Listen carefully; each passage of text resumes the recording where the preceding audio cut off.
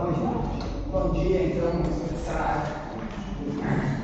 É o seguinte, a gente tem uma convidada hoje, a partir das 9h30, mais ou menos, tá? E a minha ideia agora era fazer para vocês uma pequena apresentação sobre estratégias de desenvolvimento metropolitano.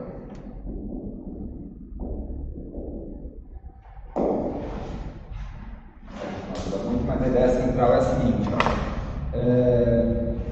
o tema, né, que a gente vai ter hoje com a Lúcia é um dos subtemas desse grande tópico aqui, que é, digamos assim, o core da disciplina, que eu estou querendo transformar, assim, já estou transformando em um projeto de pesquisa, né, que é a gente conseguir estabelecer estratégias de desenvolvimento para a região. A primeira coisa que a gente tem que fazer é um diagnóstico, né?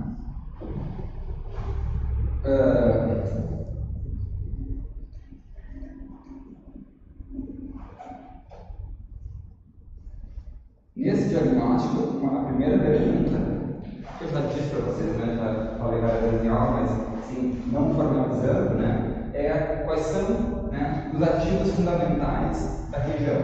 Tá? Então aqui a gente vai juntar várias coisas. Tá? Primeiro, tá? A gente está falando de metropolitano, não de Porto Alegre. Tá? Por quê? Porque a unidade econômica é a região metropolitana, não é Porto Alegre. Porto Alegre é uma parte da região metropolitana e essa é um organismo vivo, né? Porque todo dia de manhã, né, um conjunto de 500 mil pessoas, mais ou menos, né, se desloca da região metropolitana para Porto Alegre. Como a gente sabe disso? Porque o número de empregos, de postos de trabalho em Porto Alegre é maior que a população. Tá? E como uma parte da população não é economicamente ativa, tá?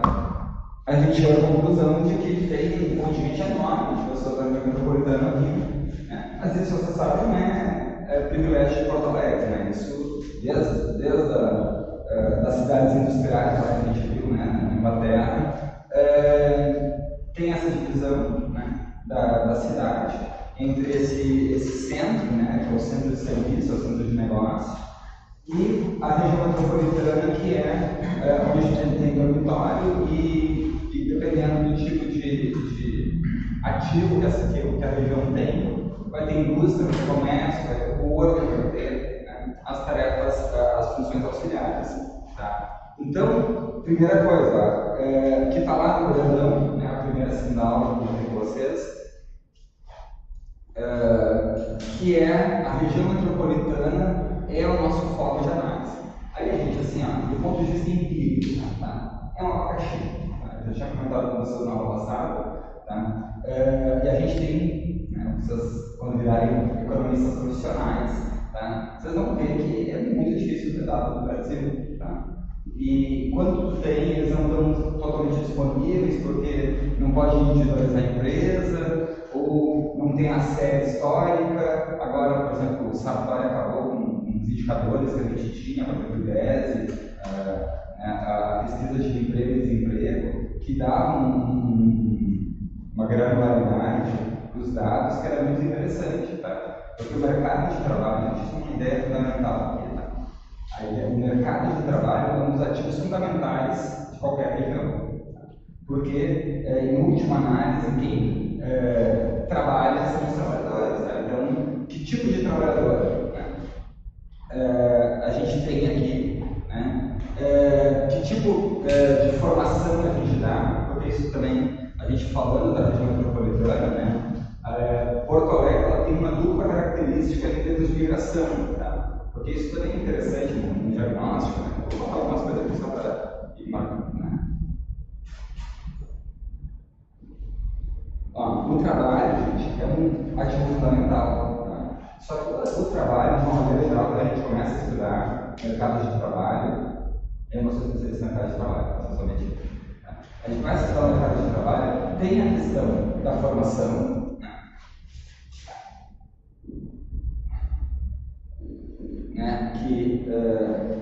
mas tem outra questão, que é a questão da migração. E essa questão é muito interessante. Tá? Eu no outro contexto, eu tenho um grupo de pesquisa em refugiados, imigrantes e geopolítica, GRIDS. Se vocês entrarem aí, urgs.br/GRIDS, vocês vão encontrar aí um grupo de refugiados, imigrantes e geopolítica, que é um grupo de pesquisa que eu tenho lá com o pessoal das relações internacionais. Tá? E quando eu comecei a pesquisar economia urbana e refugiados, eram dois temas aparentemente muito distintos, só que não são. Tá? Por quê? Porque no mundo contemporâneo, gente, a migração, a imigração que vai para fora e a imigração que vem para dentro, elas são um elemento fundamental da constituição do mercado de trabalho. Como é que, dá um exemplo para vocês, de impacto? O Vale do Silício. Tá? É só vocês verem, muito interessante, tem, inclusive nesse livro de história que eu tenho ali, a quantidade de trabalho, de trabalhadores altamente qualificados que o Vale do Silício atraiu. Se o Vale do Silício não tivesse atraído um monte de chinês, tá? De coreano, de malaio e outras nacionalidades, tá? Principalmente lá do leste europeu, o Vale do Silício não seria o Vale do Silício. Tá? Porque o grosso ali que você tem, do esforço de engenharia enorme que é feito por esses imigrantes. Tá? Eles passam por processos muito mais rigorosos de seleção feita lá do que o pessoal que mora lá. Tá? Então, gente, assim, é um assunto econômico de primeira grandeza. Tá? Migração. E vocês veem, agora tem toda essa xenofobia no mundo, e vocês veem que, do ponto de vista da teoria econômica, não existe nenhuma teoria econômica que diga que o aumento de população é ruim. Nenhuma. Tá? Inclusive, quando vocês viram lá o modelo de escola de crescimento, tá? Como é que o modelo cresce endogenamente? Aumenta a população. Como é que a economia cresce endogenamente? Aumenta a população, é a primeira coisa. A tecnologia é outra, mas para a gente ter riqueza, a gente ter PIB, a gente tem que ter população, tem que ter gente, tá? Tem que ter gente para trabalhar, tem que ter gente para consumir. Então, não tem teoricamente, para nós da economia, não tem nenhuma restrição à migração, pelo contrário, Se a gente é de um matriz liberal, a gente tem que ser completamente a favor. Não esse liberal fake que a gente tem por aí, tá? Porque liberal, gente, é isso, liberal, é livre mobilidade dos fatores, é capital e trabalho. Ninguém diz que o trabalho não deveria ter livre mobilidade. Tá? Aí os liberais querem fazer muro, para as pessoas não passarem. Só que isso vai contra os pressupostos da economia política clássica, vai contra toda a discussão feita lá no século XIX contra a lei dos pobres. Tá? Sabe qual é a história dos pobres, O cara começa a ter o cercamento dos campos, começa a ter muito pobres, a rainha decide trancar os pobres nas paróquias. Tá? E aí começa a ter problema de ficar pagando de mão de obra em outros lugares. Porque a mão de obra simplesmente ela não se desloca, é isso que os caras estão fazendo. Tá? Isso, então, no médio ou longo prazo, dizendo os liberais, é muito ruim para todo mundo que tenha barreiras migratórias. Mas assim, voltando para o nosso ponto específico, tá? A migração, gente, ela é muito importante quando a gente está olhando esses setores de ponta, Pode ser o setor financeiro, pode ser o setor industrial, pode ser o setor de tecnologia da informação, porque esses setores atraem muito a mão de obra. Tá? Não sei se vocês acompanham, na época eu era mais assim, agora eu não acompanho mais.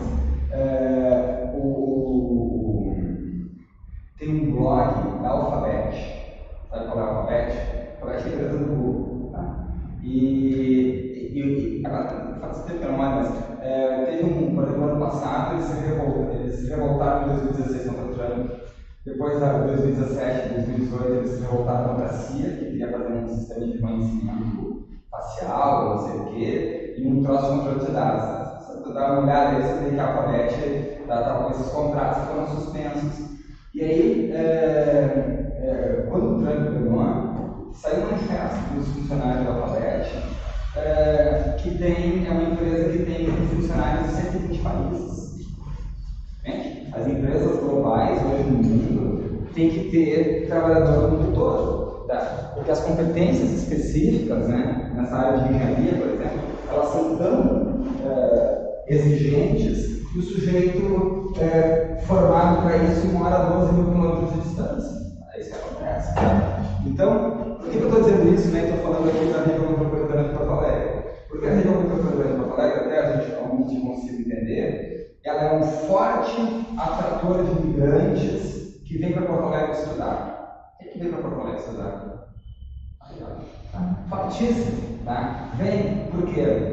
Porto Alegre é um dos principais clusters educacionais da América Latina. Tá? Tem uma das maiores concentrações de estudantes universitários e de pós-graduação da América Latina inteira. Tá? A gente tem, é isso que a gente está chamando do cluster educacional de Porto Alegre, que é esse eixo do Transurb. Tá? Se vocês fizerem parar para pensar aqui, a quantidade de instituições que tem nesse eixo, né? Se você começasse um pouquinho mais para o norte, pegava a Facate, a Fevale, a Unicinos, a UBRA, o La Salle, a outra ali que tem em cima do morro aqui, a Ritter, a URGS, a Federal de Ciências Médicas, que é a outra faculdade, a PUC, né? Vocês veem, a UNO e dessas instituições, tem muitas instituições que estão na ponta da pesquisa, né? Por exemplo, quando a gente começa assim, vamos olhar o cluster Coreiro calçadista, tá? E tem que trabalhar hoje na Fevale sobre isso. Né? E a Fevale era não sei se vocês sabem, a Fevale era pequenininha, era uma faculdadezinha pequenininha, tá? E de repente toda essa parte de design, de desenvolvimento de produtos na área Coreiro calçadista, eles avançaram, tá? Então se vocês derem uma olhada assim, o que tem de coisa na Fevale, senão vai ter muita coisa sobre o setor Coreiro calçadista. Tá? Eu acho que faz muito sentido do ponto de vista regional, porque tem que ter, né? Uma coisa importante, tem muito emprego, né? O Rio Grande do Sul está sofrendo uma defasagem tecnológica de design, tem que ter alguém que compre isso. Tá? A URGS não comprou, a Unicinos não comprou, bom que a Fevale comprou. Né? Então, esse tipo então tem uma certa especialização também que é interessante. Né? Por isso que o cluster também educacional faz sentido, porque quando o conhecimento começa a ficar muito especializado, é muito difícil ser especializado em design, ser especializado em engenharia civil, tá? Porque eventualmente é possível, mas se tem um conjunto de instituições que estão se propondo uma divisão intelectual do trabalho, fica mais fácil. Tá? Mas qual é o drama de vocês, então, que são ali da aula, né? Quem é que veio para estudar? 2, 3, também não? 4. 2, 4, 6, 8, metade. Qual é o drama de vocês daqui a 2, 3, 4 anos? É o drama do trabalho, do emprego, né? Tá? É uma grande questão. O que acontece, gente? Acontece que uma parte significativa não fica em Porto Alegre. Então, Porto Alegre é passagem. Né? Ou vocês estão aqui de passagem, vão para Porto Alegre, depois vão para onde? Para onde tem emprego. Por isso que se diz que o emprego, o trabalho, é o primeiro e principal fator de polarização. Faz as pessoas saírem da sua região e irem para outra. Tá? Segundo a educação. Então, são as duas principais causas de migração e de deslocamento. Então, em algum momento, vocês já são migrantes, né? Então, imigrando para Porto Alegre, né? E vão emigrar de Porto Alegre dentro do IBF, tá? Em busca de posto de trabalho, em busca de formação. Tá? Então, a gente está falando de estratégias de desenvolvimento econômico. Então, qual é o primeiro grande desafio que se coloca para vocês no âmbito pessoal, no âmbito da região metropolitana? Como é que eu faço? Como é que a gente faz para garantir que os empregos qualificados, ou seja, os estudantes que foram diplomados na graduação e pós-graduação, fiquem na região? Está claro?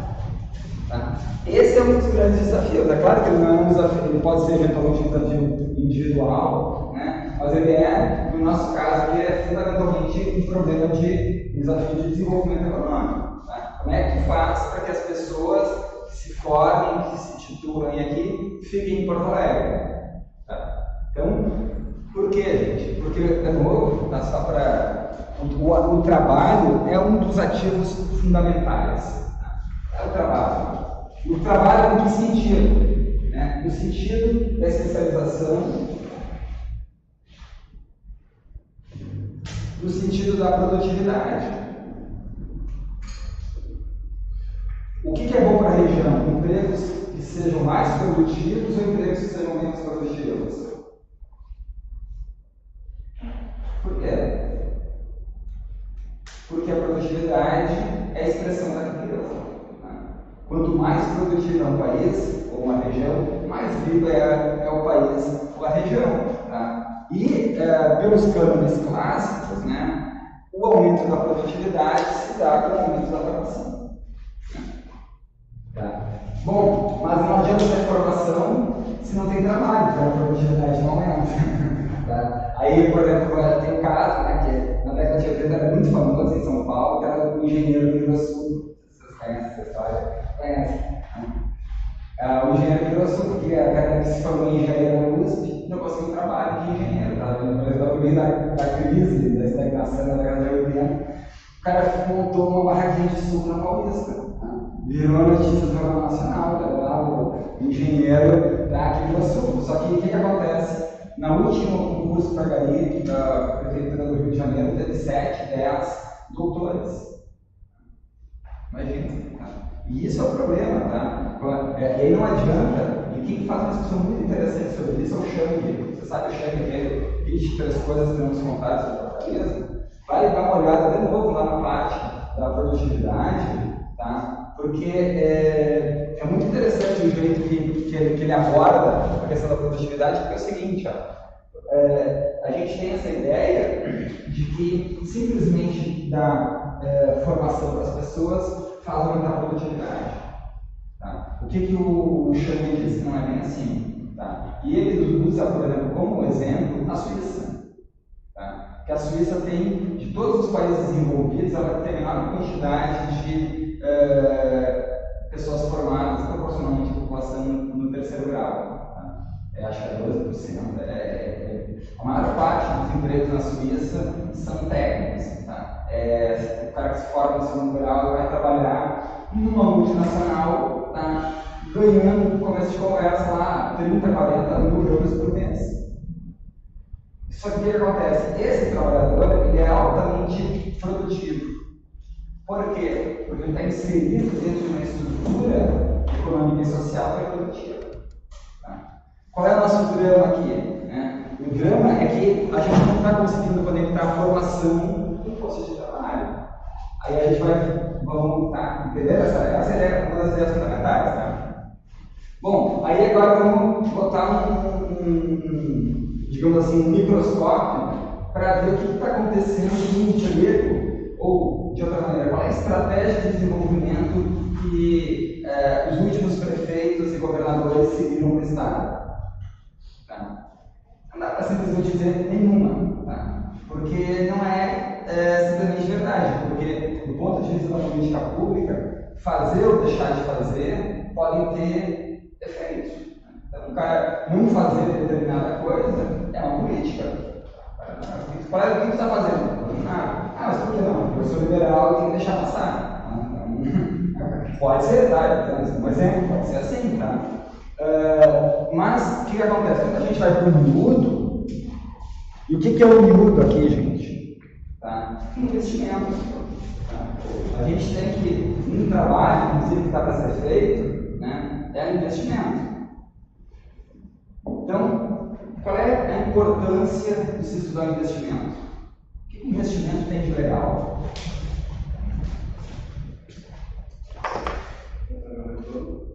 E, tá, mas o que o investimento tem? Só assim, qual é a diferença entre investimento e gasto? O investimento vai não existe gasto, não tem retorno. O investimento ali no tempo vai ter ao fim de alguma coisa. Tá, mas tecnicamente qual é a definição lá do investimento? Investimento é alguma coisa que amplia a capacidade produtiva.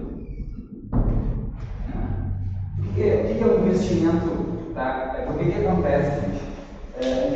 cuidado com esses termos, porque tem uma confusão enorme sobre isso, tá? Então, por isso que eu também vou detalhar um pouquinho mais aqui o que a gente está entendendo no investimento. Investimento aqui é uma palavra técnica. Investimento aqui não é aplicar no... Mas aqui não é. Tá? Não é, tá? Por quê? Porque o que nos interessa aqui é identificar o seguinte, ó. Não, a gente está falando de trabalho, tá? A gente está falando de formação, e aí a gente está dizendo o seguinte, ó, tá, mas qual é a estratégia? Né? Aí eu estou dizendo para vocês, não vale de se refugiar lá no senso comum, tá? Nos 55 caracteres lá, dizer nenhum, tá? É fácil, governo, não vai ter nada, não sei o quê, tá? Por quê? Porque a gente tem que olhar o tipo de investimento que está sendo gerado aqui, porque o investimento aumenta a capacidade produtiva e, portanto, garante emprego. É só vocês verem no jornal, você vai no Jornal Nacional. Tá? Se o investimento está baixo, ele acontece no emprego. Fica baixo também. Tá, mas se o investimento está alto, você garantia de emprego qualificado? Não. Por quê? Porque você pode fazer investimento em empregos, em projetos, né, empreendimentos pouco qualificados, que exigem mão de obra qualificada. Por exemplo, plantar grama na beira da estrada é um investimento. Fazer uma rodovia é um investimento, né? Aí tu pode contratar gente pouco qualificada, dar uma pala lá inchada, os caras vão fazer o braço, tá? Está investindo? Sim. É bom fazer isso em momentos de crise econômica? É legal. Só que qual é o problema que eu estou colocando para vocês aqui? O problema é o longo prazo. É aquilo que o Keynes diz que a gente vai dar todo mundo morto, tá? E essa é a preocupação que eu estou tendo aqui, tá? Como é que a gente pensa em investimento no longo prazo? Porque o investimento no curto prazo, ele pode ser simplesmente entendido, por exemplo, aquela coisa do Keynes, do gasto contracíclico, né? A gente está lá em época de baixa produtividade, com pouca atividade econômica, o governo vai gastando, tá? Aí o Keynes fica fazendo uma pirâmide. Qual é a racionalidade econômica do sujeito fazer uma pirâmide? Lá fazer uma pirâmide ou fazer alguma coisa inútil. Tá? É garantir emprego. Garantir emprego e renda. Que nem se fez no Brasil queimando café. Qual é o sentido de falar, plantinha de café, bota a aguinha, espera ela crescer 5, 6 anos, que demora o cafeeiro, aí colhe o café, bate o café, saca o café, leva o porto e queima. Foi feito no Brasil em larga escala. Né? Qual é o... Por que isso interessa às economias? Por que tem, pior de tudo, por que tem uma racionalidade econômica por trás dessas economias? Para garantir emprego e renda, só que é um emprego e renda de curto prazo, tá? É aquilo ali, o sujeito vai morrer de fome. Não é isso que está me interessando aqui, não menos. Tá? O que eu quero saber é que é o investimento. O investimento é aquilo que amplia a capacidade produtiva. Pergunta para vocês: shopping center é investimento? O que o shopping center faz?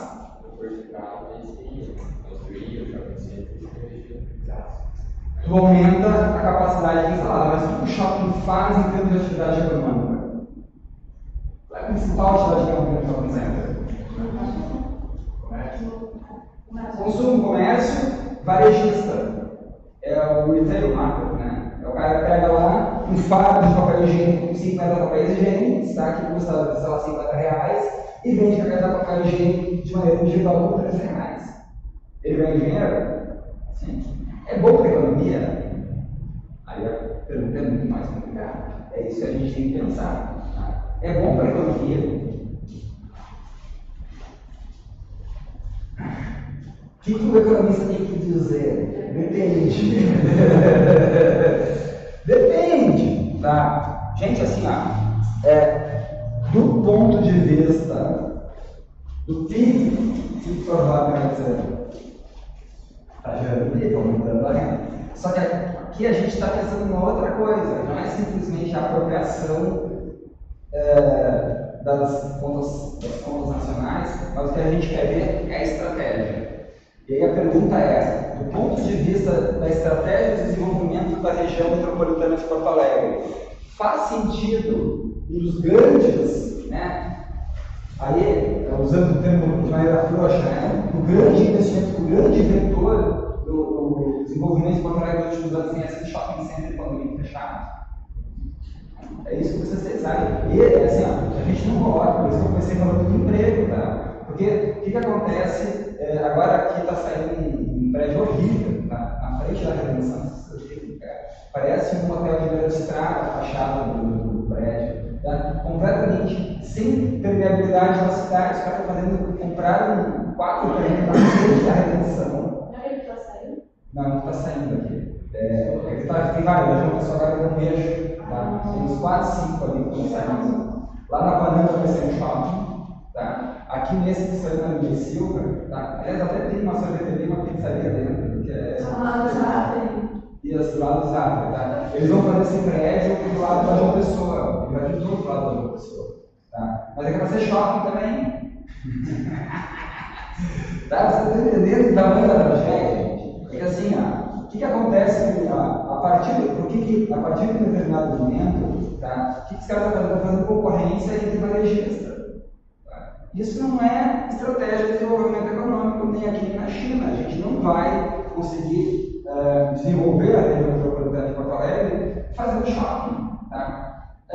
Uma maneira que estou tentando convencer vocês, tá? Que shopping center não é um negócio. Tá? Se eu não consigo convencer ainda, vejam o que está acontecendo nos Estados Unidos com os shoppings e com os shopping malls que tinham lá. Tá? Eles estão fechando. Está virando um grande e a gente assim, é impressionante. Tá? Porque não é shoppingzinho, assim, não é 4 salas comerciais ali com um corredor no meio. Não, é coisa assim de 10 mil, 15 mil metros quadrados, absolutamente abandonado. Tá?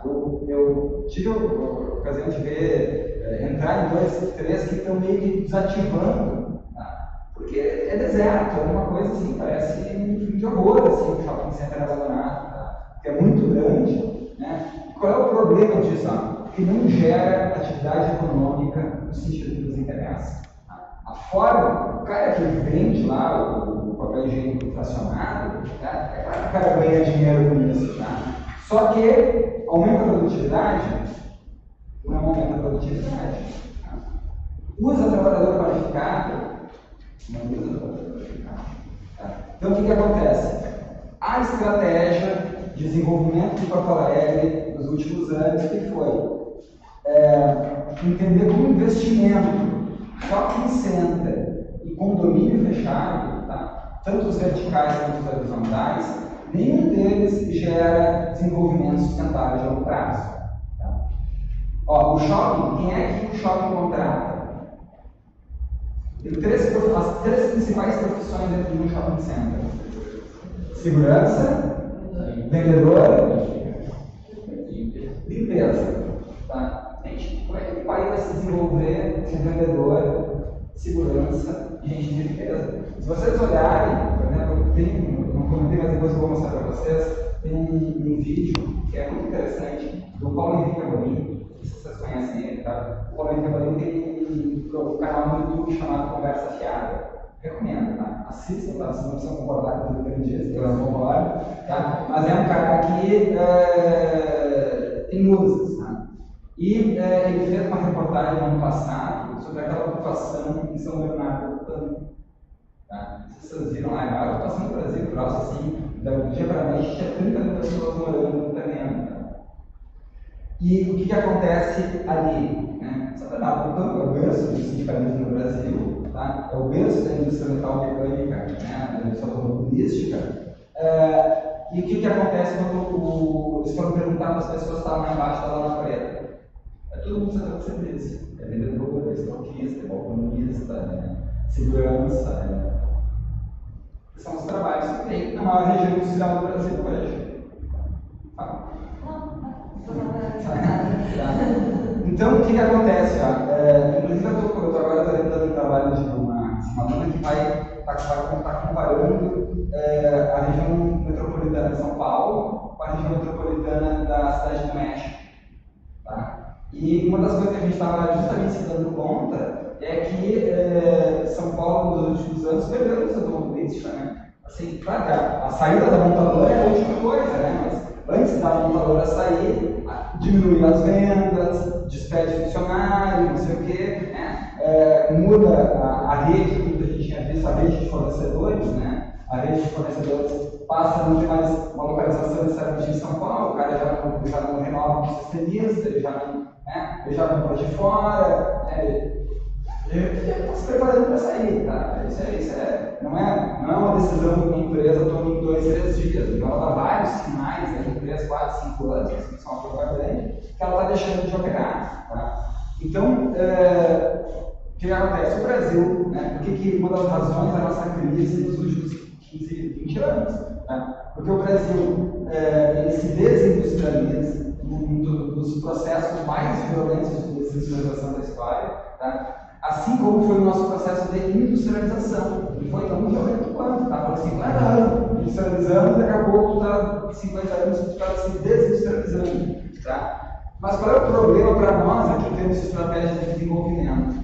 Tá? Os principais ganhos de produtividade eles acontecem na indústria. Tá? É na indústria, eu já comentei com vocês, está lá no livro do Xami também, que ele mostra isso muito bem. Tá? É muito mais difícil tu passar ganho de produtividade dos non-tradables, né? Do serviço. Tá? Primeiro, porque muito do serviço prestado aí é serviço que exige localização, né? O cara tem que estar ali, tá? O barbeiro, o cabeleireiro, o cara tem que estar ali, tá? Não pode estar em outro lugar. Então, tu não pode simplesmente suportar o sujeito, tá? Como tu faz com um equipamento qualquer, né? Tu bota dentro de uma caixa e exporta, tá? Então, é uma primeira questão. Uma segunda questão, o ganho de produtividade no serviço, né? Acho que eu já comentei com vocês, pensem o seguinte, pensem que vocês vão agora na Orquestra Sinfônica da OSCA, que deu um choque de produtividade nessas músicas, tá? E vai fazer com que eles toquem a mesma música na metade do tempo. Mas aí não tem graça, não é isso que eu quero, tá? Entende? Mas é a mesma coisa, vai para o cinema, vai para a música, vai para uma aula, né? Você fala 2 vezes mais rápido e terminar a metade do tempo. Tá? Não, mas não é assim que o negócio funciona, entende? Porque, né? Então é muito difícil, é mais difícil passar para o serviço. Então, mesmo se o serviço for qualificado, como é de um músico que toca o boé, por exemplo, tá? Mesmo que seja muito altamente especializado, não é tão fácil assim tu passar os ganhos de produtividade. Tá? Onde é que é mais fácil? Na indústria. Só que se tu está desindustrializando, o que está acontecendo com a tua produtividade? O que acontece com a economia do país? A gente fala no programa, né? Vai se empobrecendo. E esse empobrecimento é um empobrecimento, às vezes, que vem do setor industrial, né? Ou, se vocês quiserem, assim, uma coisa mais mística, tá? Da maldição dos recursos naturais. Vocês sabem dessa história, né? Que os países são amaldiçoados com os recursos naturais. Né? Então, o que acontece? Quando tem muita riqueza no país, por exemplo, tem muito petróleo, tem muito ouro, atrai a cobiça, né? E isso faz ruim no país. Tá? Mas vocês veem, isso foi cunhado na Holanda, né? Quando ela descobriu lá as jazidas de gás natural de petróleo, logo na costa. Tá? E aí a Holanda passou por um processo de desindustrialização. Né? Só que o que acontece? Eles foram para o caminho, que é uma coisa que a gente vai ver mais adiante, que é da sustentabilidade, tá? Ou da economia circular. Né? Então, por exemplo, tu começa a ter uma outra forma de deslocamento. Né? Você sabe que a onda das bicicletas aconteceu na Holanda no momento que eles quiseram fazer, as autoridades, uma perimetral, que nem fizeram aqui, tá? No centro histórico. E isso implicava basicamente destruir o centro histórico de Amsterdã para passar lá na perimetral. E aí o pessoal fez uma revolta, tá? E impediu a construção da perimetral e mudaram o plano de mobilidade que passou a ser concentrado em bicicleta, pelo menos no centro histórico. Tá? E isso teve um efeito de spillover. Daqui a pouco começa a virar uma conteúdo, todo mundo começa a achar legal a bicicleta, tá? Vira um padrão né? E esse negócio se espalha. Tá? Mas o início ali era justamente essa destruição do centro histórico. Bom, mas voltando aqui, né? Tá, então, para quem chegou depois, né, o nosso tema aqui é a estratégia de desenvolvimento metropolitano, né, que a Augusta vai vir às 9h30, tá? E a primeira coisa que eu comentei é que o metropolitano tem que ser entendido de maneira forte, tá? A gente tem problemas metodológicos, né, fazer alguns estudos sobre a região metropolitana de Porto Alegre, porque a gente não sabe exatamente o que é a região metropolitana, porque às vezes tem município pequeno, tem município que não entra, depende de prefeitos, prefeita de partidos, prefeita do outro, muda a região metropolitana. Tá? Então, é ruim, é um saco esse negócio, tá? Porque a gente não tem definido, tá? E isso é uma parte dos nossos programas ontológicos. Aí depois, a gente está falando de desenvolvimento. Desenvolvimento requer investimento. Né? E aí a nossa ideia aqui não é simplesmente falar do investimento de maneira abstrata, mas entrar na qualidade desse investimento. Tá? Tecnicamente falando, é aquele que amplia a nossa capacidade produtiva e que está relacionado aos postos de trabalho da região. Tá? Aí, olha só, a gente falou do shopping, né? Que é uma das grandes estratégias aí. Vocês disseram que shopping forma atendente, segurança e gente de limpeza. Tá? Nenhum desses gera aumento, né, da riqueza, naquele sentido smithiano de trabalho produtivo. Tá? Todo dinheiro é eu. Mas agora vamos fazer um exercício seguinte: vamos imaginar quais são os postos de trabalho que são criados nos condomínios horizontais e verticais. Tá? Vamos pensar o seguinte: essas torres de 20, 30, de 20 andares que estão fazendo pela cidade, elas são um investimento interessante para a cidade de longo prazo? Tá? E, ó, uma coisa é onde é que as pessoas vão morar, tá? Onde é que as pessoas podem morar. E aí a gente pode dizer o seguinte para vocês: tem mais domicílio vago em Porto Alegre que gente sem teto, sem lugar para morar. Se vocês botarem todo mundo que está morando na rua, tá? Em habitações precárias dentro dos imóveis vagos são aqueles imóveis que estão fechados há mais de um ano, tá? Vai sobrar imóvel vago. Tá? E sobra assim, não é assim, sobrou um, dois, não, tá? Centenas, milhares. Tá? Então, aí que Porto Alegre adota uma estratégia apoiar o setor imobiliário para construir torres. Tá? O nome disso ali são projetos especiais. Aí fazem uns. Tá, mas vamos pensar no ponto agora. Qual é o tipo de riqueza que a gente está sendo gerada ali? Tá? Tem uma especulação com a renda da terra, né? Porque, como eu comentei com vocês, essas grandes construtoras, elas são as grandes proprietárias dos espaços vazios intermediários da cidade. Tá? O país, o desenvolvimento nacional ganha alguma coisa com isso? Não ganha absolutamente nada. Tá? Porque a gente já viu que a renda da terra, o aumento da renda da terra, implica estagnação econômica no longo prazo, lá no valor do Ricardo. Por quê?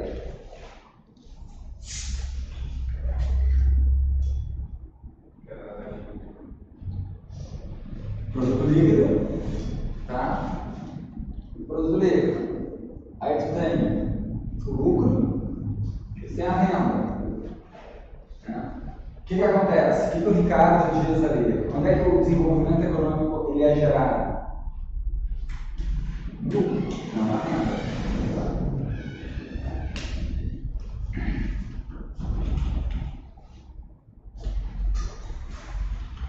Muito bem. Então, olha só, a primeira fase do processo dos condomínios é essa mais-valia, essa renda extra que é gerada pelo fato da cidade se expandir e o sujeito ter terreno na parte intermediária da cidade que vai valorizar 40 vezes. Tá? Isso é bom para o desenvolvimento de longo prazo da cidade? Não é bom, tá? Porque aumenta o custo da terra, aumenta o custo do aluguel. Uma das razões que uma parte da turma aqui que veio estudar em Porto Alegre não vai ficar em Porto Alegre é que os aluguéis são muito altos.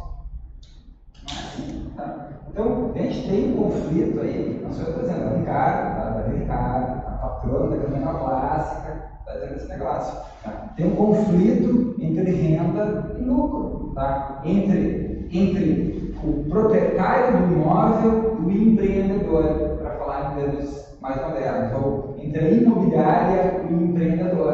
Tá? São agentes econômicos distintos, tá? Que vão ter consequências distintas no crescimento da cidade, no desenvolvimento sustentável de médio e longo prazo. Não é? Tá, mas aí assim, o cara fala que vai fazer uma torre de 20 andares. Né? Eu estava falando para vocês aqui, essa cidade é uma pessoa que eu estou acompanhando, tá? Desde eu chamo ali, desde a Revolução que tinha o Rock ali, que vendia churrasquinho ali, que foi destruído para construir esse prédio lá da região. Tá? Aí eu estou acompanhando, tá? Eu tenho do lado, tem o mercadinho do mestre, eu sempre passo ali no mercadinho do mestre, vou começar do mestre, e agora eu estou acompanhando a obra ali pelo mestre. Mas, e aí, como é que tá o negócio? Ele vai me dando os relatórios, tá? Sabe quantas pessoas estão trabalhando ali hoje? Bom, 6 pessoas. Pedreiro, tá? É o mestre de obras, o pedreiro, que é o cara de confiança, não é o mestre de obras, tá? E 4 terceiros. Eles estão montando o stand do negócio. Mas e a concretagem? A concretagem o pessoal do caminhão, tá? O cara fizeram umas caixas, né? O cara do caminhão vem 2 ali, joga aquela mangueira de concreto e o negócio vai embora, tá? Então, tá, tudo bem, vamos dizer que 6, quando chegar na hora da obra, seja 30. Tá, mas 30 quem? Tá? É servente, tá? É trabalhador qualificado, né? Hoje, muitos desses prédios, inclusive dos shopping centers, você sabe, né, o prédio delas, ele foi um projeto comprado no Canadá. Ninguém contratou arquiteto, está comprado o projeto. Também é a mesma coisa que a GM.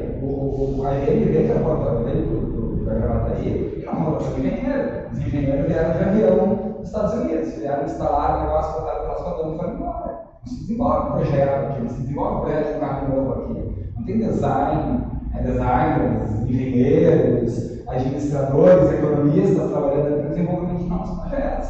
Tá? Por que eles estão aqui? Tá? Porque eles têm isenção fiscal e baixo salário. Né?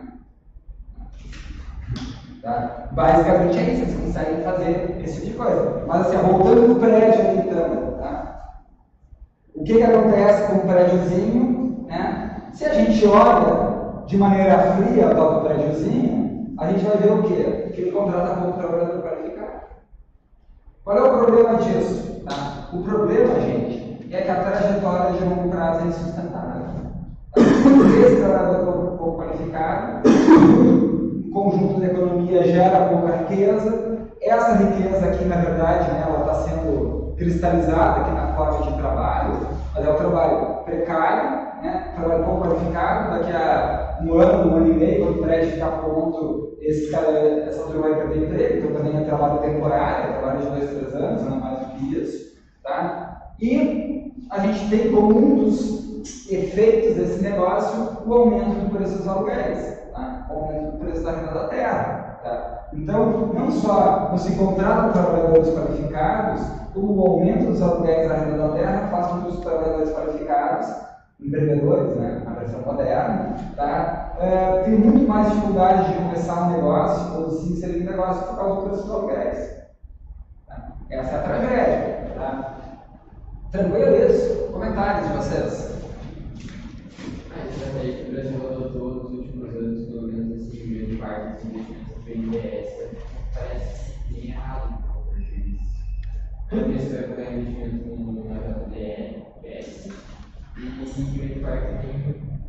Não, infraestrutura hoje em dia é um pouco mais diferente, né? Extrato, porque também melhores, produtores. Sim. A estrutura é bom. Mas prédios, assim. Não, as duas pessoas também falam. Parece que o investimento faz um elas vão ganhar muito dinheiro com isso, tá? Assim, mas essa é uma das questões interessantes da economia. Não necessariamente, está lá no livro do Chan também, o que é bom para a GM é bom para os Estados Unidos. Não necessariamente o que é bom para o dono da construtora que está fazendo esse pidão aqui, é bom para a cidade. Tá, ele vai ganhar, tá? Ele vai lá, vai ganhar a grana dele, vai decidir, né? Mas assim, interesse de desenvolvimento, tá? Mas deixa eu só dizer uma coisa sobre isso. Deixa eu só comentar o seguinte, gente. Vocês veem, estão lembrando lá das doutrinas mercantilistas? Tem uma coisa muito interessante da doutrina mercantilista que é o seguinte, né? A pergunta é como é que faz para enriquecer o país? Tá? E os mercantilistas dão uma resposta paradoxal para isso. Tá? Porque eles dizem, como é que o país enriquece? Estão lembrados desse negócio? Tá? Com um saldo positivo na balança comercial. É assim que o país enriquece. Tá? Ele tem que receber mais ouro do exterior do que ele manda para fora. Essa é a ideia básica do mercantilismo. Né? O comércio é um jogo de soma zero. Tá? Se eu ganho, você está perdendo. Tá? Como é que o cara ganha, como é que eu ganho, como é que ele perde? Se eu fico com um olho, eu ganho. Tá? Se ele ficar sem ouro, ele perde. Tá? Então, qual é a estratégia para enriquecer o país? Aumentar as exportações e diminuir as importações. Tá? Como é que tu aumenta as exportações e, portanto, como é que tu aumenta a riqueza do país? Diminuindo o salário. Tá? É paradoxal, tá? Mas é isso que eles estão dizendo. Qual é a ideia do mercantilismo? Né? De um país rico. Tá? Um país rico significa uma população trabalhadora, numerosa e pobre. Por quê? Porque com isso, um dos principais custos da exportação, que é o trabalho, diminui de valor, o produto no mercado internacional diminui de valor e fica mais competitivo e consegue exportar mais. Tá? Então, não necessariamente, eu queria dizer assim, é um erro de estratégia. Pode ser estratégia mercantilista. Tá? Mas é concentrador de renda. Oi? É concentrador de renda. A questão é saber se esse modelo serve para o país, serve para nós. Nós, a classe média, urbana, as regiões metropolitanas, esse modelo serve? Não, é um desastre. É um desastre, uma catástrofe social, que a gente não quer, a gente está assistindo. Tá? Porque o que acontece? Porque tem um problema aí, é o seguinte, o campo do Brasil dá muito dinheiro. Muito dinheiro. A ponto de uma empresa que trabalha com ativos agrícolas poder ter 10 bilhões, 15 bilhões, 20 bilhões de reais. Isso distorce o nosso sistema político. Tá? Porque o nosso, aí tem a questão de economia política, né? Porque o nosso sistema político ele privilegia os estados agrários. Uma maneira de fazer, falando da reforma política, né? Qual é o problema? Né? As regiões metropolitanas do Brasil, elas têm relativamente muito pouco peso político, muito pouca força política, tá? Porque elas são diluídas em estados, então vocês imaginam, o estado do Rio Grande do Sul tem 500 municípios, tá? Vamos dizer que tem aí 30 na região metropolitana de Porto Alegre, isso é um pouquinho mais de 5%. Tá? Então, em termos, né, se botar todos os prefeitos juntos, é claro que o prefeito de Porto Alegre pode relativamente tem mais poder, só que na Assembleia dos municípios lá é um tirão. Tá? É esse que é o drama. Tá? Pensa lá em Minas, tem mais de 800 municípios. Né? Quem é o prefeito de Belo Horizonte, né, para negociar com os 800, eles entendem? Embora tenha muito mais gente, né, tenha muito mais riqueza, do ponto de vista da distribuição política, o Brasil favorece o hinterland, né, o interior, do ponto de vista da distribuição das cadeiras na Câmara dos Deputados. Né? Então, por exemplo, São Paulo é subrepresentado, né? Deveria, em função da população, deveria ter muito mais representantes. E estados que nem Roraima e Rondônia, não sei o quê, são subrepresentados. Tá? Da mesma maneira que os senadores, né? Porque o sujeito para ser eleito senador de São Paulo é, sei lá, 3, 4 milhões de votos, né? E pelo Amapá, lá o Sarney se elegeu, sei lá, com 50 mil votos. Tá? Então, tem todo um conjunto de distorções políticas, né? Do arranjo político. Você vê, gente, isso assim, não é trivial, tá? O arranjo federativo brasileiro é um grande tema, tá? E é muito sofisticado. Só que um dos custos desse arranjo, né, é que está privilegiando os setores arcaicos da sociedade. Mas se vocês olharem lá nos nossos resultados, lá em 62, ele está dizendo a mesma coisa. Tá? Esse setor atrasado, que é atrasado por um lado, não é atrasado por outro. Né? Tem um setor atrasado que olha no celular a votação da soja na bolsa de Chicago. Né? Olha aqui, né? Tem centrais de inteligência, né, no meio do campo. Só que, fundamentalmente, a atividade econômica deles, esse que é a questão, é atrasada. O método de produzir é atrasado. Tá? Fala. O setor da agricultura brasileira ele é bem, acho que a maior parte, ele é até avançado. Né? Porque a agricultura do Brasil ela foi muito envolvida. Você vai pegar a produtividade brasileira, é a produtividade. Se você for comparar com os países mais desenvolvidos, ela é competitiva. Não, sim. Agora, se a gente vai pegar o setor industrial mesmo, ele fica muito aquém na maior parte dos setores. Sim. Não, mas é isso, ó. Mas ela é competitiva, isso é um dos nossos dramas. Por exemplo, ela é competitiva porque não só a gente tem vantagens absolutas, né, como a gente teve a Embrapa, que fez um serviço muito bom. Então, o campo no Brasil gera muito dinheiro, só que tem dentro de um sistema político que concentra o poder político, tá? Esse que é, né? E faz com que os interesses desses setores se sobreponham a outros. Né? Por exemplo, para eles, pouco interessa se a gente está se desindustrializando, isso é problema deles. Para mim não tem problema nenhum. O problema é vocês. Esse que é o problema do negócio. Tá? O problema é, para quem está nas regiões metropolitanas, eu vou trabalhar em quê? Você já sabe o que tem de trabalho, como eu acabei de dizer. Né? Balconista, limpeza, segurança, se vocês olharem as ofertas, é isso que acontece. Tá? Por quê? Porque não tem indústria.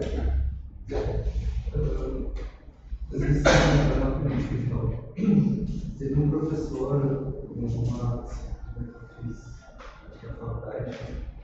comentou certa vez que o Brasil escolheu, na era de JK, ele tinha a escolha de se tornar um nacional desenvolvimentista, né, de pensar as coisas aqui. Ele acabou optando por privilegiar uma classe média que seria o suficiente para dar uma renda, assim, para fazer digamos, negócio com empresas de fora e meio assim, encher de carro, basicamente, né? Acho que até funcionou assim, houve indústria. Eu fui deputado no Roda Viva segunda-feira, né? Vangloriando de como industrializar o Brasil naquela época, como é crítico estar agora como está. Mas nunca teve um plano nacional, assim, nunca teve uma estratégia. Olha, isso aqui é um tema das discussões da CEPAL, na década de 70, tá? Se vocês olharem a história, vocês vão ver que a grande estratégia de desenvolvimento autônomo nacional do Brasil foi o programa Vargas. Não é à toa que ele se matou. Esse é o negócio. Não, mas é isso, ó. O que é autonomia? Né? Autonomia é crédito, que decide para quem vai emprestar. O Vargas criou o BNDES. Autonomia é segurança energética, tá? É controlar a atuação de fontes de energia, que virou o Petrobras. Tá? O Petrobras foi o Vargas que criou, mas também se era do suicídio dele, quando ele entrava para uma carreira política. O Petrobras. Tá? Empresas que produzem insumos industriais, aço, CSN. Tá? Então, a gente tem um conjunto. O governo, por isso que o segundo governo Vargas é tão interessante de estudar. É mais interessante que o primeiro e mais interessante que a de ditadura. Porque a Embrapa, cara, vocês pegam assim, o número do conselho lá de Vargas que está fazendo construção, acho que tem umas 2 páginas de institutos e de instrumentos que o Vargas criou para isso. Para a gente ter um país que tivesse autonomia e independência. Tá? O que acontece? Quando o JK assume, e assumir no meio de uma crise política, você sabe, teve que ser dado um golpe militar preventivo. O general Lott teve que dar um golpe militar para garantir que o JK assumisse. Tá? Não é? Por quê? Porque tinha uma resistência enorme dos setores associados. Tá? Quem são os setores associados? Uma parte somos nós, tá? Que prefere comprar um Apple, tá? Do que um positivo. E a galera é capaz de ir para a rua protestar e escrever lá para isso. Não, a gente não é, a gente tem esse direito. Tá? Mas é de ferrar nossa política industrial. Tá? Gantz é política industrial, quero ela. É assim que as pessoas pensam. Tá? Então não é assim, tem um choque de interesses. Né? Tá? E para nós das classes médias, tá? A gente olha, quando a gente está na nossa vida comum, não assim, nesse meta-lugar, que é a sala de aula, né? A gente pode refletir sobre as coisas, tá? A gente vai lá na gôndola, que é o quê? Que é um produto de melhor qualidade a menor preço. Tá? Mas isso aí o brasileiro ainda não consegue fazer. Tá? E aí? Tá? Não, eles têm que ter paciência para um produto mais caro de uma qualidade pior. Tá? Mas aí o nosso industrial faz esse produto mais caro com uma qualidade menor porque tem subsídio do governo, porque essa política industrial ativa. Tá? E chegou o final do ano, ele está lá com 2, 3 milhões que ganhou, porque o mercado interno brasileiro é gigantesco. Ele vai lá e compra uma Ferrari.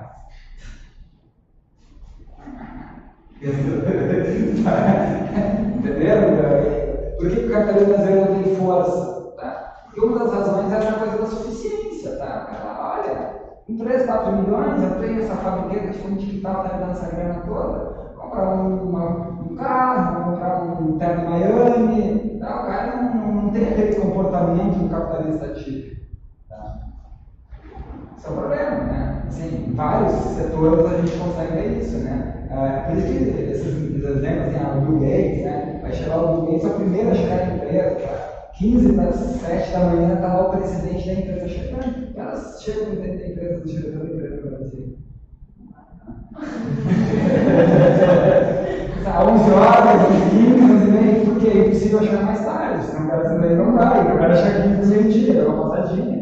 Mas gente, isso está falando em capitalismo de longo prazo, não sei o quê, não é esse cara. Entende? Tá. Bom, então, deixa eu ver, eu tinha. Peraí que eu estava falando de uma outra coisa que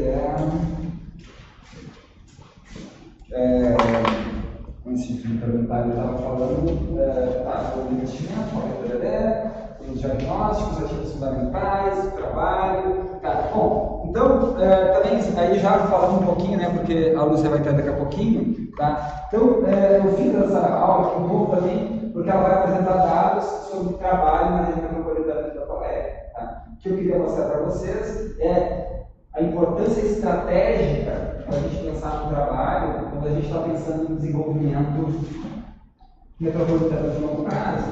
Tá? Aí também só o linkzinho, né? Que é o seguinte, ó, esses trabalhos que eu tinha comentado, né?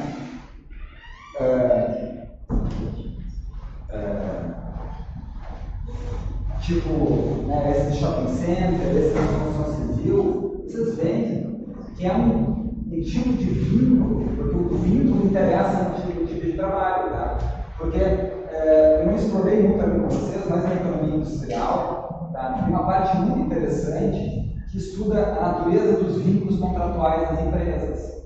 Tá? Porque quando uma empresa vai no mercado spot, no mercado à vista, no mercado balcão, tá? Ela tem um tipo de interação estratégica com quem está do outro lado do balcão. Ela vai e compra, ele tem a melhor produto no preço, a estratégia balcão. Só que, à medida que a produção fica mais complexa, vai produzir um carro, vai produzir um avião, vai produzir um computador, tu não consegue simplesmente buscar no mercado balcão todos os teus produtos. Tá? Eventualmente, se tu é simplesmente um montador, tu pode ir lá comprar, né, e montar. Só que aí, se tu quer ter uma marca, tu quer montar, por exemplo, um laptop com um componente de uma outra empresa, você vai lá e fazer um contrato. Né? Esse contrato é um contrato de médio e longo prazo. Tá? Que os sistemistas da GM, o cara para montar uma planta industrial do lado da montadora da GM em Gravataí, ele tem que ter um contrato de longo prazo. Tá? E o que acontece? Esses contratos de longo prazo, eles têm estratégias e incentivos que são estudados lá na teoria dos jogos. Tá? Vocês têm que pegar aquela parte de micro 2 teoria dos jogos. Tem toda uma parte interessante aqui que tem a ver com a nova economia institucional também, né, dos incentivos aos contratos. Porque o que faz as empresas internalizarem certos custos, o que faz elas procurarem no mercado, né, o que faz elas estabelecerem relações contratuais com outras empresas. Tá? Isso é muito interessante. Só que a gente pode pensar isso também do ponto de vista do emprego. Tá? Por quê? Porque também, vocês vão ver adiante, o nível de especialização do emprego é um determinante para o tempo de permanência do trabalhador no posto de trabalho. Tá? Qual é a ideia? Quanto mais especializado for o trabalho, quanto mais qualificado for o trabalho, maior é a tendência que o empregado fique naquele posto de trabalho. Então a gente vai ver que e isso é uma coisa interessante do cluster, tá? Porque o cluster tem isso, o cluster ele também tem e como é uma especialização produtiva dentro da região, né, ele também tem uma permanência no posto de trabalho por mais tempo. Tá? Agora, porque quanto mais específico for o ativo produzido, maior é o tempo de trabalho médio que o trabalhador fica no posto de trabalho. Só que o inverso também é verdadeiro. Quanto menor é a qualificação do trabalhador, o que acontece com a permanência dele no posto de trabalho? Maior agressividade. Como é que a gente sabe que a economia brasileira é pouco especializada? Qual é uma próxima que a gente pode ter? adaptabilidade no mercado de trabalho. Tá? Por exemplo, se vocês, eu não tenho dado aqui, tá? Mas eu acho que isso é fácil de conseguir, a gente pode perguntar para eles. Qual é o tempo médio de permanência no trabalho de um balconista, por exemplo? Não sei, mas é muito mais baixo do que o de um engenheiro, do que o de um médico, do que o professor, você pode ter certeza disso. Tá? E um pouco dessa reforma trabalhista toda que vocês estão vendo no Brasil está exatamente vinculada a essa ideia. Tá? Porque olha só, o Brasil se desindustrializa. Então, o trabalho se desespecializa. Tá? O trabalho vira quase como se fosse uma commodity. Tá? Qualquer um lava aquela privada. Tá? Se tem muito desemprego, tá? Tu consegue fazer um salário de subsistência, ou tu bota R$10 a mais, tem fila de gente formando para trabalhar ali. Tá? Só que é um trabalho pouco qualificado e que o empregador não vê sentido de estabelecer uma relação de longo prazo. Tanto é assim que a terceirização, né, se estabeleceu. Tá? E antes de falar mal dos empresários, tem que falar mal do Estado, porque o que permitiu isso foi o Estado brasileiro, tá? A terceirização. E outra coisa, né, que acontece aqui na Rússia, também acontece onde eu moro no condomínio lá. Tu vê várias empresas trocando a terceirização, mas o rosto dos funcionários são sempre os mesmos. Aí a pessoa pensa, mas ele foi demitido, vai ganhar o fundo, não, pediu demissão. Aí essa semana eu estava chegando lá, o guarda falou, quanto tempo tá? Tô 3 anos sem férias. Não, mas a cada 2 anos no máximo tem que tirar anos. Foi trocando a imobiliária, pedindo demissão, não tirar fundo, não tirar férias, e aqui na Rússia também duas mesmas coisas. Eu já trabalhei com terceirizado e eu tenho assim mesmo. As empresas terceirizadas primeiro já não dão os direitos, as decisões.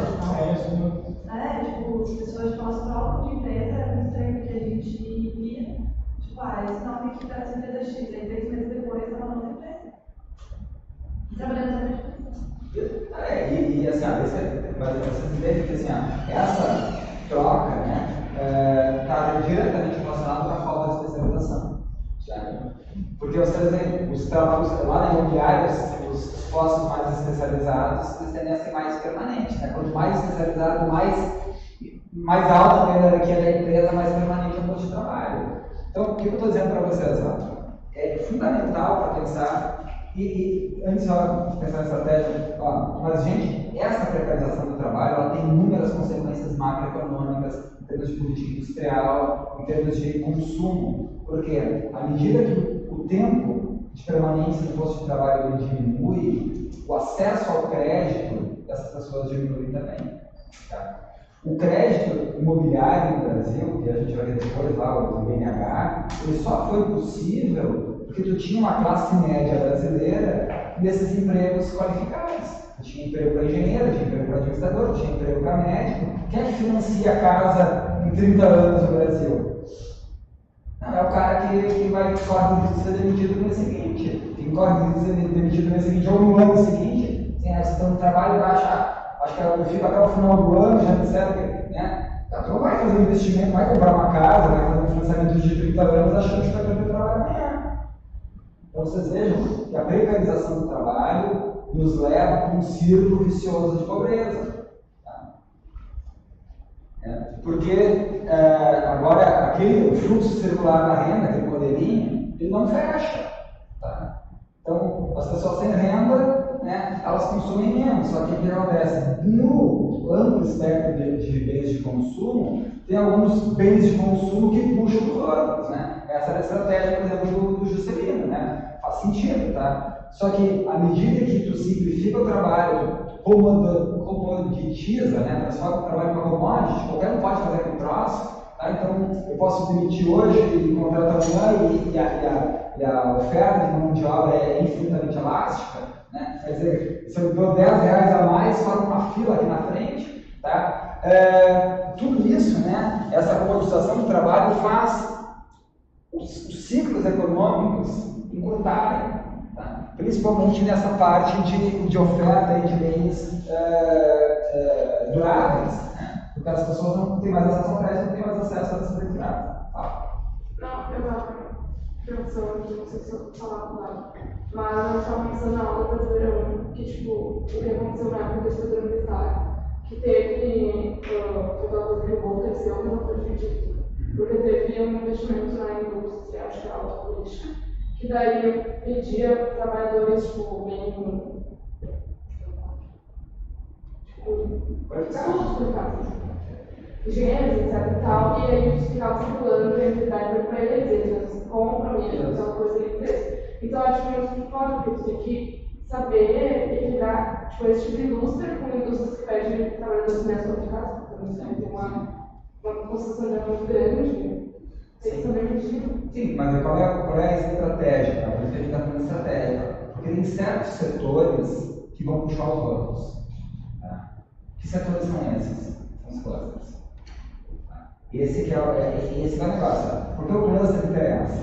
Porque o trabalho é mais bem pago, o cara fica mais tempo no posto de trabalho, o trabalho é mais especializado, a produtividade maior. Tá? Então, para o trabalhador interessa que os clusters se fortaleçam. O que interessa os empresários?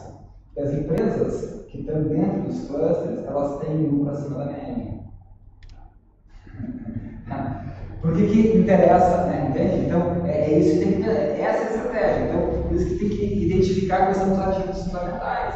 Tá? Os ativos, porque exatamente em cima desses ativos fundamentais, tu monta, assim, não é que tu monta, né? Aparecem os clusters, né? Então, é uma realidade, é um fato da nossa existência que existe um cluster poder calçadista em São Paulo, né? No Patrocínio, existe o cluster hospitalar aqui, né? E o desafio do economista do desenvolvimento é como é que eu faço para linkar as propriedades mais desejáveis desse cluster de modo que eles tenham transbordamentos para o resto da região. Tá? Por exemplo, só para dar um exemplo, a gente tem um setor de componentes eletrônicos, tem um setor de tecnologia da informação e tem o setor hospitalar. São três clusters fortes que a gente tem aqui. Só que o que acontece? A tecnologia do cluster hospitalar, ela vem da Alemanha e do Japão.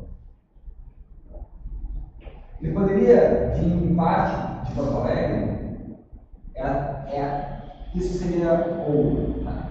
Assim, conseguir ligar o pessoal, os engenheiros que fazem máquinas, que fazem equipamentos, que trabalham com tecnologia da informação, não sei o quê, como os médicos que têm necessidade, por exemplo, por um novo aparelho, por um novo instrumental cirúrgico. Essa conexão tem que ser feita. Deixa eu só fazer um parênteses aqui, porque tem um ponto aqui que a gente está falando de estratégia. Tá? Acho que eu já comentei com vocês, mas eu comento de novo porque a gente está nesse contexto aqui. Eu falei para vocês já do Hamilton, né? Alex Hamilton. Tá? O Hamilton é o primeiro secretário de Tesouro dos Estados Unidos. Tá? O que acontece lá nos Estados Unidos? Os Estados Unidos, para muitas coisas, ele tem problemas muito parecidos com os nossos. Tá? E o Hamilton, ele pega uma explicação super fisiocrática, tá? E dá uma explicação em dois setores. Tá? Olha só, qual é o drama dos Estados Unidos? O drama dos Estados Unidos, lá na época do Hamilton, no final do século XVIII, início do século XIX, era como é que eu faço para modernizar e transformar os Estados Unidos numa nação competitiva, respeitada no mundo. Tá? Bom, já tinha uma ideia de que a indústria estava por trás desse negócio, que desenvolvia a indústria. Aí o Hamilton perguntou, como é que eu posso desenvolver a indústria sem a indústria norte-americana, se a indústria inglesa é muito mais forte? Ela tem escala, ela aprende, ela já sabe fazer as coisas, ela tem escala, ela tem qualidade, ela tem preço. Então é difícil de concorrer com ela. Tá? Como é que eu posso fazer? Né? Como é que a gente pode montar uma estratégia para isso? Tá? A resposta do Hamilton foi, pensando nos fisiocratas, lá nos setores econômicos, diz, olha, a nossa indústria, para começar, ela tem que vender material de pouca qualidade, tá? Grosseiro, não necessariamente bem feito, tá? Com pouca tecnologia, porque até ganhar escala, a gente não consegue aprimorar a qualidade. Porque a qualidade vem da escala, né? Você tem, inclusive, todos esses certificados de qualidade, né? 5S, por exemplo. 5S traz para a produção em larguíssima escala, porque é 1 milhão a margem de erro, coisa parecida, tu produz 1 milhão. Não produz 1 milhão, não consegue fazer essa produção de qualidade. Tá? Essa é a ideia. Tá? Então tu tem que ter escala para ter qualidade, e, né? Para poder competir, senão tu não consegue. Tá? Qual foi a ideia brilhante do Hamilton? O que a indústria americana tem que fazer? Ela tem que vender para a agricultura norte-americana. Por quê? O que ela vai vender? Ela vai vender pá, enxada, ancinho, arado, moirão de cerca, farpado, tá? Tudo material grosseiro, fácil, que a indústria consegue fazer, tá? A indústria americana conseguia fazer. Tá? E o que a agricultura faz? A agricultura vende para a indústria. Produtos industriais, então, né? A agricultura compra enxada, arado, não sei o quê, e vende algodão. Tá? Aí a indústria faz o quê? Faz tecido de algodão. Tá? E aí vende para os agricultores, para os colonos que estão avançando para o oeste norte-americano. Tá? Os caras que estão avançando, né, estão construindo a fronteira agrícola aberta, eles são grandes demandantes por produtos industriais, cercas, moirões, arame farpado, arado, não sei o quê. Então, o que acontece aqui? Ó? Tem um círculo, tá? Virtuoso entre a indústria e a agricultura nos Estados Unidos. O mercado consumidor da indústria é a agricultura e o mercado consumidor da agricultura é a indústria. Tá? Isso fez com que, num século de expansão da fronteira agrícola, os Estados Unidos se transformassem na maior economia do mundo. Tá? O que o Brasil faz?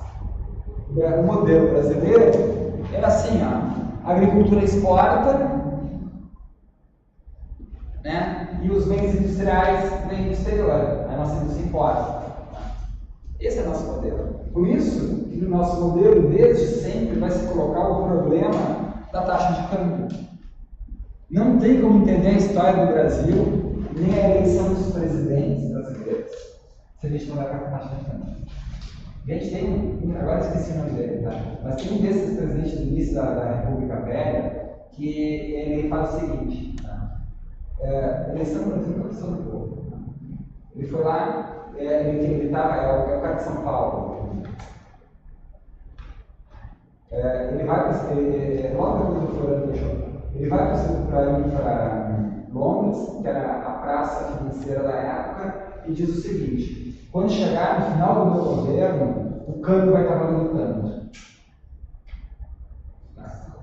Aí os Rothschild, os banqueiros londrinos, deram 3 milhões de libras para ele fazer a campanha para presidente dele. Por quê? Tá? E tem que entender essa verdade fundamental. Tá? Por quê?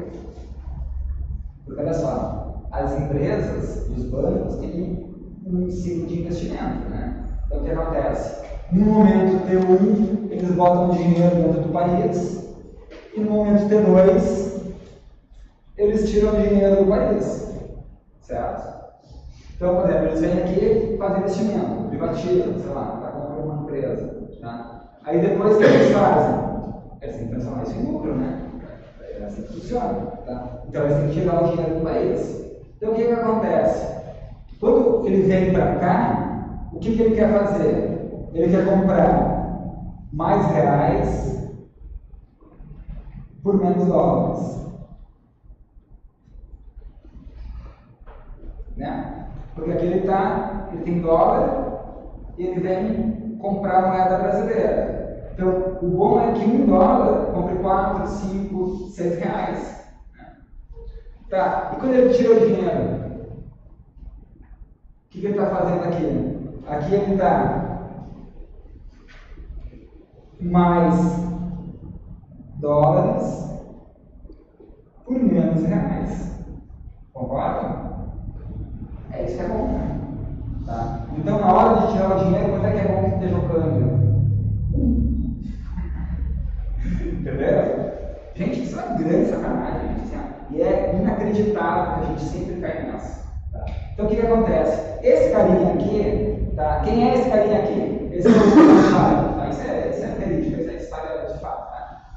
Então, o cara, o que ele vai fazer? Ele vai botar 10 milhões aqui, tá? De libras, né? A libra, né? Ele vai gastar 10 milhões de libras aqui. Então, ele vai botar 10 milhões, o que ele quer aqui? O bom é que ele, por exemplo, compre 40 milhões de reais, no câmbio 4 por 1, né? Tá. Na hora da venda, ele quer o câmbio 1 por 1. para simplificar. Então, esses 40 mil reais vão virar no momento 2 o quê? 1 por 1. 40 libras. Olha aqui, ó. O cara ganhou. Aí sabe o que ele faz? Olha, ele ganhou 30, né? Ele dá 13 mil para candidato a presidente.